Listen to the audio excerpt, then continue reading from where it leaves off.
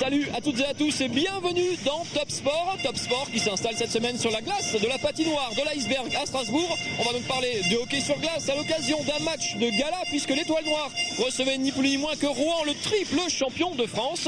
L'occasion de parler de la saison des Strasbourgeois, du hockey sur glace, mais pas que dans cette émission. Le détail dans le sommaire, en images, en musique et en couleurs. C'est parti. Une belle victoire, 5-3 et l'Étoile Noire se remet la tête à l'endroit après 2 grosses défaites à l'extérieur. Elie Marcos et Daniel Bourdage font le point sur la saison des Strasbourgeois. Mal connu, mal aimé, le MMA ou combat complet séduit pourtant de plus en plus d'adeptes. Gros plan sur ces Alsaciens qui se battent pour faire reconnaître leur discipline. Et en fin d'émission, l'essentiel sport, toute l'actualité de ce week-end dans la région. Allez, on commence par la page hockey de cette émission. 8e journée de Ligue Magnus au tiers du championnat, au tiers de la saison régulière. L'Étoile Noire recevait donc Rouen ce samedi. On commence par le résumé de cette rencontre. Les images sont signées Thomas Sercia. Tant pis pour les retardataires, il ne faut que 22 secondes à l'Étoile Noire pour trouver le chemin des filets. Sur son premier lancé, c'est Carlo Grune qui ouvre la marque. Mis en confiance, les Strasbourgeois enchaînent les occasions et doublent le score à la 13e minute après cette jolie percée de Julien Correa. Dans le deuxième tiers, Pierre-Antoine Devin manque le break sur cette occasion et Rouen, qui reste sur 3 victoires consécutives, réagit et réduit la marque après 7 minutes de jeu. L'Étoile Noire souffre dans cette deuxième période, mais Vladimir Yadlovski assure dans ses cages. Le gardien alsacien finit pourtant par s'incliner à 8 secondes de la pause sur ce lancer de Tinel. De partout, tout est à refaire. Qu'importe, l'Étoile Noire repart à l'assaut et sur ce caviar d'Elie Marcos, c'est Lionel Tarantino qui redonne l'avantage aux siens dès le début de la 3e et dernière période.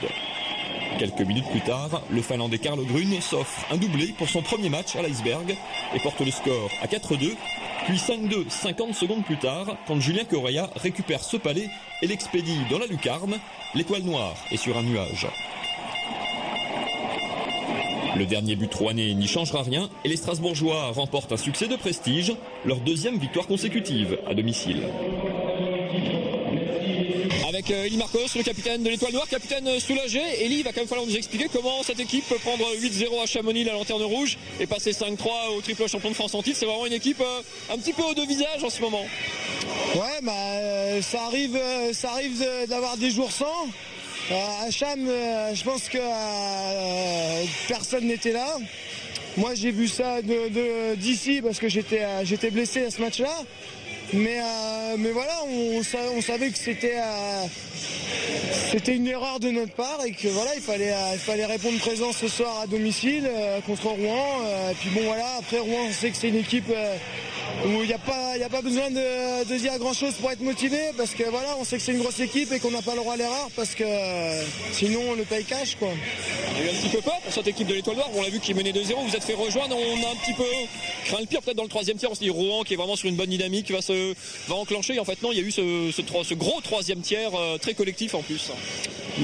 C'est vrai qu'ils ont fait un bon 2e tiers, mais il y a surtout qu'on a pris encore beaucoup de pénalités dans le 2e tiers.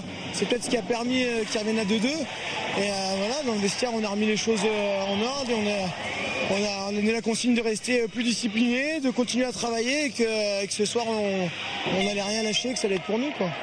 Noir, après 8 journées, équilibre son bilan. Du coup, on est quasiment au tiers de la saison régulière. Quel premier bilan on peut en faire? Et puis qu'est-ce qu'on peut dire du potentiel de cette équipe qui est capable de taper le triple champion de France quand même? Il faut pas s'enflammer. Voilà, c'est une belle performance. Maintenant, il faut s'en servir pour réaliser la même performance dans d'autres matchs. Parce que voilà, c'est bien, c'est une victoire, mais il reste encore plein de matchs. Et si on veut monter dans le classement, il va falloir refaire la même chose que ce soir. La patinoire de l'Iceberg s'est vidée avec Daniel Bourdage, entraîneur de cette équipe de l'Étoile Noire. Daniel, 8 journées de championnat avec une petite trêve là qui arrive. C'était le bon moment pour partir avec un bon petit paquet de confiance avec ces 15 jours de trêve parce que battre Rouen, c'est jamais complètement anodin. C'est pas anodin, ça nous fait 4 victoires, 4 défaites. Donc on peut dire que lorsque la reprise viendra, on repart à 0. Il y avait une série un peu difficile avec 2 déplacements consécutifs, 2 défaites dont relativement lourdes, au moins en termes de score. Cette victoire de prestige, on peut le dire, contre le champion de France, triple champion de France même en titre, elle remet une victoire comme ça, un match comme ça peut vraiment remettre une équipe à l'endroit un petit peu? Oui, parce que non seulement on a été battu à l'extérieur, mais on a encaissé beaucoup de buts. Et là, on jouait contre une équipe qui possède beaucoup d'attaquants très habiles. On pense à Tinel, Desrosiers, Guénette et compagnie.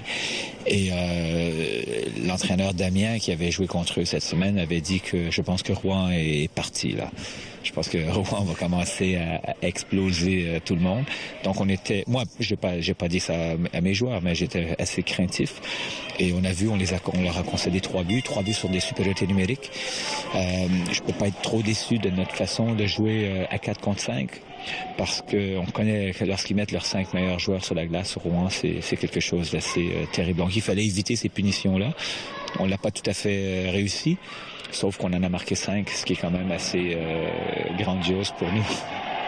Le bilan de l'Étoile Noire, du coup, vous l'avez dit, 4 victoires, 4 défaites après 8 journées.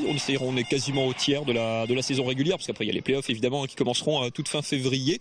Quel petit bilan justement avant ces 15 jours de trêve on peut dresser de cette première partie de saison? On a vu du très bon comme ce soir, du moins bon comme les déplacements dont on a parlé. Cette équipe, elle est encore un petit peu en rodage quelque part? Mais elle est en rodage. On sait que le début de saison... j'ai décidé de renvoyer Jasper Olsen pour remplacer pour František Bambic. Par la suite, il y a Abrahamson qui a décidé que, pas décidé, mais il a dû quitter Strasbourg pour des raisons personnelles. Donc lui, on l'a remplacé par Carlo Grun, que vous avez vu ce soir. Donc tout ça fait que c'est beaucoup de recommencement. C'est des nouveaux trios, c'est un jeu qui est très rapide, donc il faut avoir des automatismes. Et là, on les a pas tout à fait encore. On va en profiter justement pendant ces 2 semaines de trêve-là pour former, pour concrétiser, pour solidifier, si vous voulez, l'aspect tactique du jeu, la compréhension, et puis que les joueurs se sentent bien ensemble aussi. Et je pense que ça va nous faire du bien ces 2 petites semaines. Pour finir, vous fixez un objectif pour les 2 tiers de saison régulière qui restent, jusqu'où cette équipe elle est capable ou elle doit être capable de viser quelle place en saison régulière? C'est toujours une question piège. Moi, je suis pas devin. On a un devin, mais c'est pas moi. Non, moi, en début de saison, j'ai dit que j'aimerais bien atteindre la barre des 30 points. Aujourd'hui, avec les petites difficultés qu'on a eues en début de saison, ça peut paraître énorme. Mais je pense qu'avec une victoire comme ce soir, on a quand même démontré qu'on avait du caractère. On a aussi battu Épinal en revenant d'un déficit de 4-1. Donc, il y a peut-être quelque chose à l'intérieur de cette équipe-là qui fait qu'on peut y croire. Allez, on va rester dans les sports de contact dans la deuxième partie de cette émission avec une discipline, vous avez sûrement déjà vu des images, le MMA, ce mélange d'arts martiaux, une discipline assez spectaculaire, un petit peu violente, il faut bien le dire, pourtant largement autorisée dans beaucoup de pays européens. La France, pourtant, lui tourne encore le dos, c'est pourtant une discipline qui connaît de plus en plus d'adeptes, qu'ils soient pratiquants ou spectateurs. Certains en Alsace se battent justement pour faire évoluer cette pratique et la faire accepter du grand public. Regardez. MMA, le nom est plus barbare que le sport lui-même.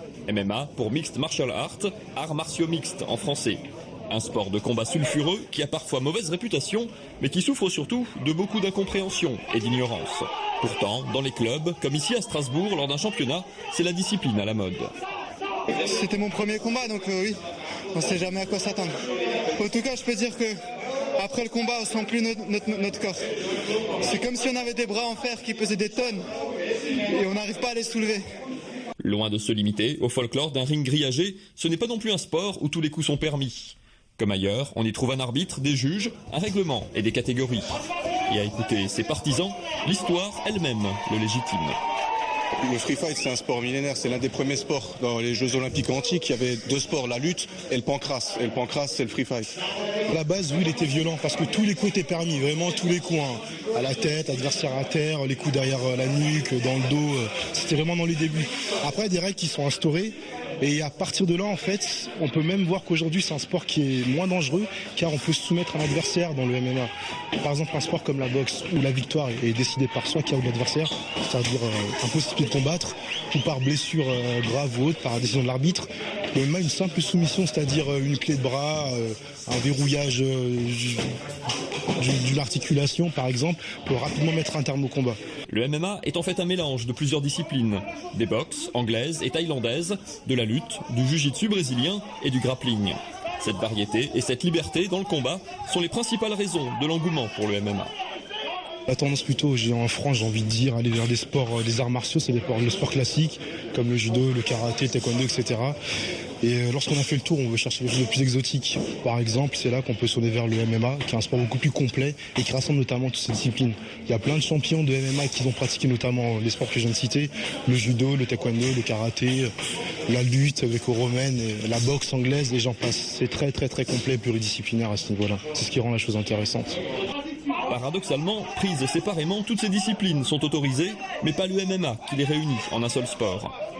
En France, par exemple, impossible d'organiser des combats internationaux ou même de louer une salle pour accueillir des combats. Le chantier, c'est la création d'une fédération pour doter la discipline de structures comparables aux autres sports. On se bat beaucoup. Alors en France, on a le droit de faire les entraînements, les rencontres interclubs comme on a fait aujourd'hui. Mais pour l'instant, en France, le MMA n'est pas encore entièrement légalisé. On espère qu'un jour ça le deviendra. Alors nous, ça ne nous empêche pas d'en faire dans le cadre des compétitions de très haut niveau, parce qu'on va en Allemagne, on va en Suisse, on va au Luxembourg, et pour justement permettre aux jeunes de pouvoir pratiquer le MMA dans les vraies règles. En effet, la plupart des pays européens ont officialisé la discipline. Pour ses défenseurs, c'est le meilleur moyen de lutter contre les dérives, de dopage ou de combats clandestins qui guettent ces pratiques non reconnues. Allez, il n'y avait pas que du hockey sur glace ce week-end en Alsace, il y avait aussi entre autres du football, du basket et du volleyball. Si vous avez raté un petit peu l'actu de ce week-end, petite séance de rattrapage en moins d'1 minute 30, c'est parti. C'était la belle semaine des volleyeuses mulhousiennes. 4 jours après avoir battu Bucarest en Ligue des Champions, la SPTT Mulhouse s'est imposée avec autorité à Évreux 3-7 à rien. C'est la 5e victoire en 5 matchs pour les Orinoises en championnat. En football, Colmar n'a pas gagné contre Metz, mais a séduit dans le jeu. C'est pourtant le 5e match sans victoire pour les Verts. Mais si les hommes de Damien Hoth n'ont pas gagné depuis la mi-septembre, ils perdent peu et leur défense reste la meilleure du championnat. Ce 4e nul en 5 matchs leur permet de se maintenir dans le top 5 du national à 3 points du podium. En CFA, le Racing a perdu 2 points précieux en concédant le nul contre la réserve d'Auxerre, pourtant lanterne rouge du championnat. Avec 26 points en 10 journées, le Racing reste sur le podium, mais compte désormais 7 longueurs de retard sur Lyon du Cher, qui occupe la première place, la seule à offrir un billet d'accession en national. Surtout, le Racing se voit doublé par le FCM. À la veille du derby de samedi au stade de Lille, le FCM s'est en effet imposé à Chasselet 4-2. Une 5e victoire qui propulse les Orinois à la 2e place du classement. Les hommes de Laurent Crossy possèdent aussi la meilleure attaque du championnat. Enfin, en basket, Souffle a connu son premier revers de la saison en National 1. Après 6 victoires, les hommes de Stéphane Eberlin ont chuté à Rueil, trahis par leur adresse au tir. Les Barinois auront l'occasion de rebondir dès samedi dans leur salle face à Cognac, le co-leader jusque-là invaincu du championnat. Allez, c'est déjà la fin de cette émission. Je vous retrouve bien sûr lundi prochain pour un nouveau Top Sport. D'ici là, www.alsacevan.tv pour revoir cette émission et tous les autres programmes de votre chaîne régionale préférée. Bonne semaine à tous. Bye bye.